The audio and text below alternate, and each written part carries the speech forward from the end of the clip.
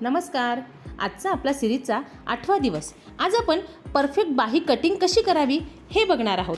यासारखेच आपण 100 दिवस 100 अडचणी रोजच्या रोज सोडवणार आहोत. अशा अडचणी की ज्या अगदी किचकट आहेत आणि प्रत्येक ताईंना त्या येतात, त्या आपण अगदी सोप्या पद्धतीने सोडवणार आहोत. आजच्या अडचणीचे उत्तर. बाही कटिंग करताना सर्वात महत्त्वाची गोष्ट म्हणजे आपण बाहीचा आकार देण्याचा जो बॉक्स बनवतो तो आहे.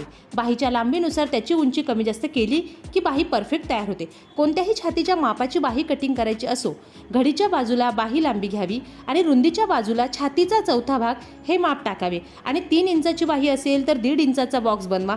4 इंचाची बाही असेल तर 2 इंचाचा बॉक्स आणि 5 इंचाच्या पुढील बाहींसाठी 3 इंचाचा बॉक्स बनवा.